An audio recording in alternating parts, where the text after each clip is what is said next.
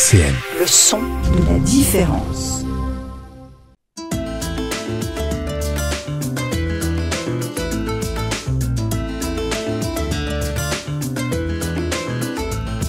Les masques tombent sur RCN. Bonjour à toutes et à tous, bienvenue dans Les Masques tombent, votre émission qui donne la parole à la culture et à la vie associative dans le Grand Est. Et aujourd'hui, nous discutons avec Marion Petit, qui est dans la fédération Grabuge. RCN, les masques tombent. Bonjour Marion. Bonjour. Ça va bien ? Ça va bien, merci. Donc pour te présenter, toi d'abord avant de passer à Grabuge, donc tu es chargée de mission pratique et responsable dans cette fédération, c'est ça ? Oui. Donc en quoi consiste ce poste et en quoi consiste la fédération de manière générale ? Alors, la fédération Grabuge, c'est une association qui fédère l'ensemble des métiers des musiques actuelles du Grand Est. Donc, que ce soit les salles de spectacle, les festivals, les producteurs, les managers, les bookers, y compris les médias, voire même les artistes eux-mêmes. Donc, tous les métiers de la filière musique actuelle dans la région. Et ma mission en particulier, c'est de les accompagner sur ce qu'on appelle les pratiques responsables. Donc c'est tout ce qui va concerner le développement durable, donc la transition écologique, l'égalité femmes-hommes, la prévention contre les violences et le harcèlement sexuel et sexiste, la prévention santé aussi, que ce soit en milieu professionnel ou dans le cadre festif. Donc on reviendra plus tard justement sur cette dimension de développement durable dans cet univers.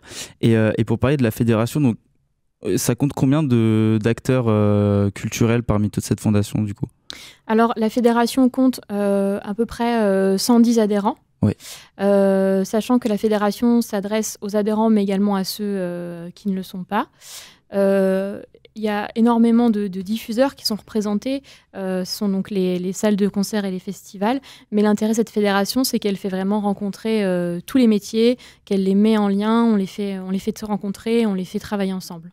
Donc parmi les corps de métier qu'on peut rencontrer, il y avait donc les artistes et tous ceux qui encadrent les artistes. Donc ça peut être quoi comme rôle typiquement ? Oui, alors c'est ce qu'on appelle les métiers de l'entourage. Et donc là, ça va être des managers, donc les personnes qui sont vraiment chargées de guider, d'encadrer les artistes, les bookers. Ça peut être aussi les métiers de l'enregistrement phonographique. Tous les métiers aussi, les gens qui travaillent dans les salles ou les festivals, qui fassent de la programmation artistique, tous les métiers de la communication, l'accompagnement aussi, donc c'est accompagner les artistes dans leur développement artistique, professionnel. On a également tous les métiers de la médiation culturelle, donc que ce soit travailler avec les établissements scolaires, les établissements médico-sociaux, le public. Donc on a quand même beaucoup de métiers qui sont représentés. On a également des structures qui travaillent dans des champs autres que les musiques actuelles, qui sont aussi sur le champ du social, de l'éducation. Et vraiment, ce qui les lie tous, c'est qu'à un moment donné, dans leur projet, ils ont l'ADN musique actuelle. Et c'est quoi justement cet ADN de musique actuelle comparé aux autres musiques qu'on connaît ? Les musiques actuelles, on va dire que c'est tout ce qui n'est pas la musique classique, le lyrique, l'opéra, ou tout ce qui n'est pas les musiques de création contemporaine. Et donc, dans les musiques actuelles, on va autant parler des musiques urbaines, du rap, du R&B, du rock, du jazz, des musiques du monde, de la chanson française. Donc, ça veut dire que des esthétiques aussi comme le chant choral, par exemple, sont aussi dans le champ des musiques actuelles. Donc, on se rend compte que ça concerne énormément d'artistes, mais énormément de pratiques aussi, puisqu'on a aussi une belle place à la pratique amateur, que ce soit des gens qui viennent répéter dans les studios de répétition, qui font du chant choral dans des associations, dans des salles de concert. Donc voilà, on se rend compte que finalement, ça concerne énormément de personnes d'une façon ou d'une autre, quels que soient les âges de la vie, puisqu'on a évidemment les spectateurs de concert, on a également des personnes à la retraite qui ont une pratique musicale. On a des enfants qui sont sensibilisés par des ateliers jeunes publics très tôt, qui font de la musique assistée par ordinateur. Donc on se rend compte que ça concerne vraiment un large champ de l'action culturelle. Et justement, parmi toutes ces personnes qui actent dans cette fédération, est-ce qu'il y a des événements qui sont proposés par cette fédération en collaboration ou même indépendamment ? Est-ce qu'il y a des choses qui sont mises en place par ce réseau ? Oui, alors nous, on est un réseau qui s'adresse évidemment d'abord aux professionnels pour les accompagner, pour les faire travailler entre eux. Et donc, on monte énormément de rencontres professionnelles. Alors, soit ça va être des rencontres qui sont vraiment créées par le réseau Grabuge, soit c'est des rencontres auxquelles on participe, mais qui sont à l'initiative d'adhérents, ou alors ça peut être des journées qu'on va monter en co-création.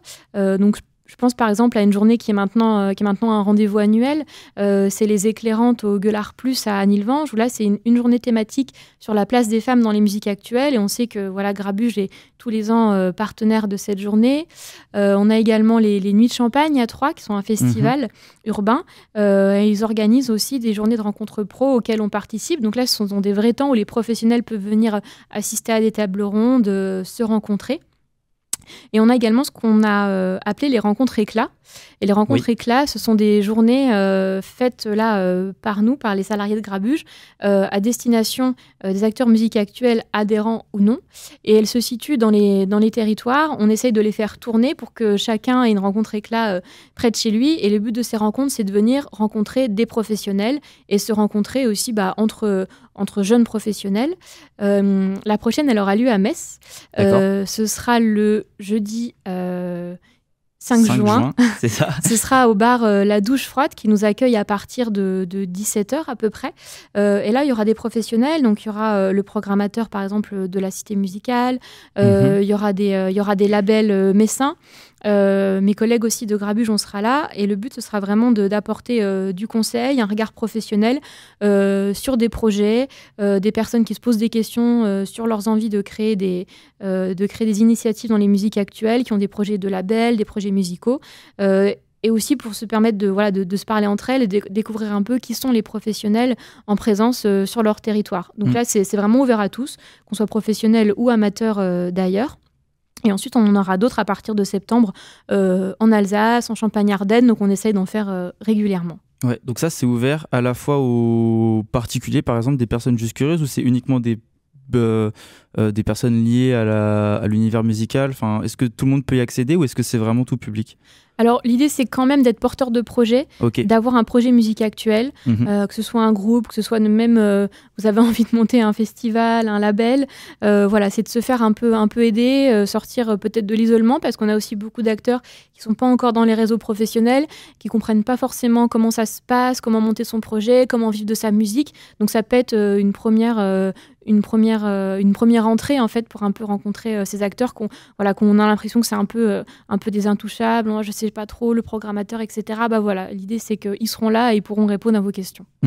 Et justement, est-ce que c'est une des questions qu'on se pose souvent. Il y a des artistes et des acteurs culturels qui créent des choses un peu dans leur coin. Est-ce que ça devient important aujourd'hui plus qu'avant, ou est-ce que ça l'a toujours été d'avoir justement cet entourage, toutes ces forces un peu de l'ombre, parce que c'est pas forcément le travail qu'on va voir au premier lieu.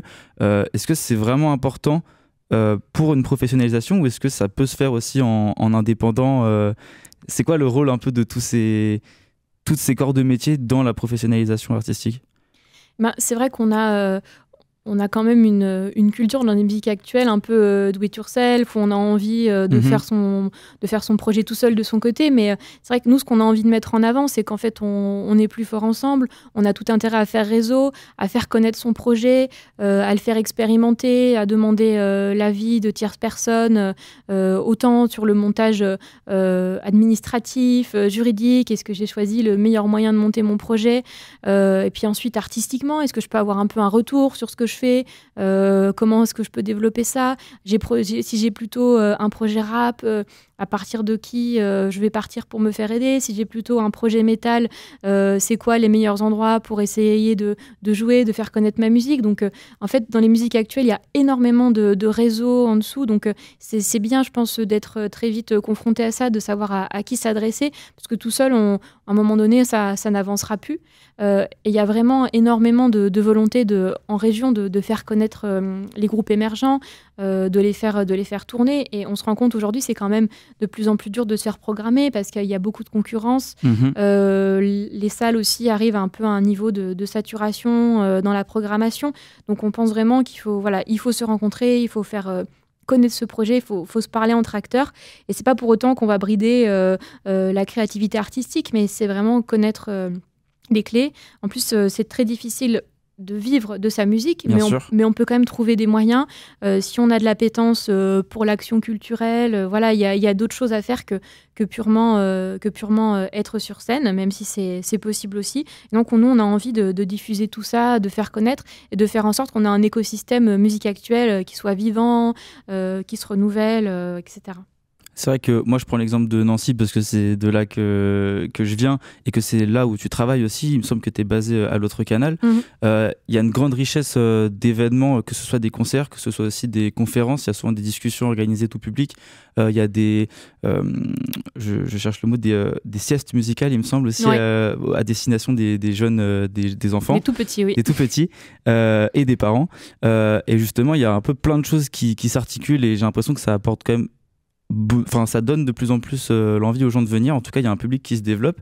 Et est-ce que c'est compliqué dans une période où voilà, on est dans un contexte où le budget de la culture est un peu remis en cause, où il y a des coupes un peu partout? Est-ce que c'est compliqué ou est-ce que justement cette entraide, elle permet de pallier un peu à tous ces obstacles qu'on peut rencontrer? Oui, bah effectivement, cette entraide, elle est nécessaire et on voit que ça marche bien. Tu parles, voilà, par exemple, des actions à destination des jeunes publics. Ça, c'est quelque chose dont les musiques actuelles se sont vraiment emparées. C'est quelque chose qui marche très bien. Et c'est intéressant, voilà, de voir un peu ce qui se fait à droite à gauche. On s'inspire de ce que font les voisins. Voilà, il y a par exemple, il y a 2 semaines, il y avait les rencontres nationales de l'action culturelle à la Cartonnerie à Reims, organisées par la FEDELIMA, donc la Fédération des lieux de musique actuelle. Et là, c'était vraiment 2 super journées pour un peu voir ce qui se fait, mélanger un peu les pratiques, voir comment on peut faire évoluer. Parce que l'enjeu, c'est toujours de toucher encore plus de publics, des publics éloignés de la culture, toucher les enfants, toucher les familles. Et ça, c'est vraiment quelque chose d'assez récent en fait, et on se rend compte qu'il y a beaucoup de demandes, sur ça. Et finalement, quand on voit le travail que font une salle de concert ou un festival, la partie tout simplement concert grand public, moi j'ai toujours envie de dire, c'est la partie immergée de l'iceberg. Parce qu'en fait, derrière, il y a tout ce qu'ils vont faire pour les publics empêchés, il y a tout ce qu'on fait pour, je pense, on va dans les EHPAD, dans les établissements sociaux, etc. Et ça, c'est une partie qui est beaucoup moins connue du grand public et qui mobilise énormément de monde. Bien sûr, c'est de la médiation, il y a plein de professionnels là-dessus. Ouais. Et ça, c'est vraiment des métiers qu'on a envie de mettre en avant parce que c'est des actions qui sont, c'est pas ce qui paraît le plus évident au grand public. Ouais. Et voilà, les artistes aussi sont très impliqués dans toutes ces actions pour faire connaître leur travail. Et voilà, c'est ce qu'on a aussi envie de mettre en avant. C'est, je crois que le slogan de l'autre canal, c'est bien plus que des concerts, mais c'est vrai de toutes les structures musique actuelle. Hein. Je pense à la MJC Contre-Courant à Verdun, qui est une MJC qui a aussi le label SMAC, qui porte un très beau projet de salle de concert, d'accompagnement, de prévention auprès des jeunes en milieu rural. Voilà, on a aussi le Gueulard Plus à Nilvange qui fait aussi énormément d'actions sur son territoire. Donc voilà, ce sont vraiment des salles qui sont, c'est plus que des lieux culturels, ils ont vraiment un rôle social sur leur territoire. Je propose qu'on continue de discuter de ça et justement de cette partie un peu responsable, sociale et ce qui va au-delà de la musique en elle-même, si on peut dire ça comme ça, juste après avoir écouté un extrait d'un des artistes qui est accompagné justement dans ce réseau. Est-ce que tu peux nous en parler brièvement? Donc c'est Grand Camino. Oui, Grand Camino, c'est un groupe de Nancy. Ouais. Et ils font partie de la promo Explore, qui est une promo d'artistes accompagnés par Grabuge. Et ils ont sorti un album il n'y a pas longtemps. Et on s'écoute un extrait. RCN, les masques tombent. Vous êtes toujours dans votre émission Les Masques Tombent et nous sommes toujours avec Marion Petit, chargée de mission pratique responsable dans la Fédération Grabuge. Et on va rappeler quand même ce que c'est ce statut. Donc c'est développer en fait toute la partie développement durable dans tout ce qui est le secteur globalement de la musique actuelle. Donc ça va être quoi le genre de mission que tu vas être amené à réaliser en fait? Alors nous, on essaye un peu de tourner parce que finalement, tout est très important, mais on ne peut pas tout faire en même temps. Bien sûr. Donc c'est un petit peu à l'opportunité, aux besoins, si on répond à des appels à projets nationaux ou européens. Et on va essayer un petit peu de toucher à tous les sujets qui intéressent, sachant que la culture et les musiques actuelles se sont vraiment très bien emparées des sujets transition écologique, égalité, notamment parce que voilà, il y a eu aussi des épisodes un peu douloureux comme MeToo qui ont fait que tout le monde s'est un peu bougé, s'est posé des questions. Mais par exemple, sur la transition écologique, un peu comme d'autres secteurs, comme le cinéma par exemple, c'est un secteur qui s'est posé très vite les bonnes questions. Et donc, on essaye d'agir là-dessus à différents endroits. Par exemple, il y a la mobilité des publics. Ça, c'est un vrai sujet. Si on veut vraiment agir sur l'empreinte carbone des événements culturels, c'est comment essayer de davantage travailler sur les mobilités douces ou faire venir les concerts directement au plus près des gens, dans les quartiers, dans les campagnes, etc. Donc ça, par exemple, c'est un vrai chantier. On essaye de sensibiliser aussi, par exemple, sur la musique enregistrée, où là, on a différentes études aussi qui nous disent que là, on a un fort impact des appareils. En fait, c'est vraiment les appareils numériques qui ont un fort impact écologique. Et là, on essaye de réfléchir comment on fait pour diminuer notre impact carbone quand on est un studio d'enregistrement, un label, etc. Donc là, par exemple, sur ces sujets-là, on a monté un projet européen il y a 2 ans en partenariat avec Court Circuit, qui est notre homologue en région Wallonie-Bruxelles, pour former les salles et les festivals à la transition écologique. D'accord. Une formation qui n'est pas, obligatoire à la base, ou en tout cas pas proposée forcément, quoi. Oui, c'est ça. C'est un projet qu'on a monté de toutes pièces. On a été chercher des intervenants. On a été chercher, il y avait une experte du GIEC, il y avait quelqu'un du Shift Project. Voilà, on a monté ça entre Nancy, Strasbourg et Bruxelles pour vraiment acclimater les salles de la région à la transition écologique. Et ça a super bien marché parce qu'on voit qu'elles ont vraiment mis derrière en route des projets pour diminuer leur impact carbone, sensibiliser les publics, sensibiliser les artistes. Donc ça, c'était un gros projet qu'on a pu monter, par exemple, il y a 2 ans. Là, on est sur un nouveau projet, par exemple, sur la thématique égalité femmes-hommes, qui s'appelle le projet Comet. C'est un nouveau projet européen. Oui. Alors, on aime bien les projets européens parce que comme on est quand même une région transfrontalière, on va beaucoup aussi voir ce qui se passe chez nos voisins.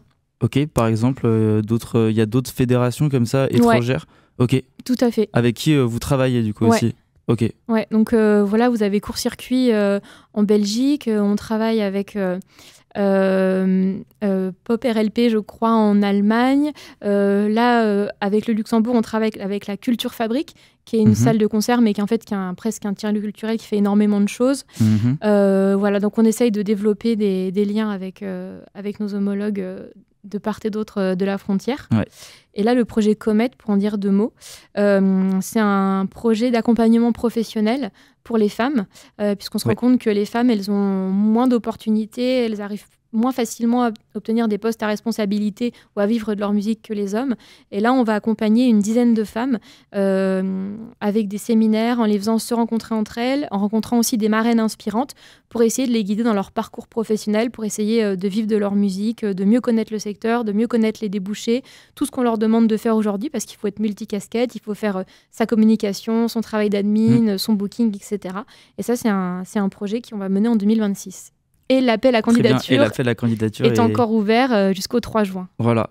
Donc, candidatez si vous écoutez cette émission et que ça vous intéresse. Et surtout, c'est un dispositif qui n'était pas assez dédié aux femmes à la base.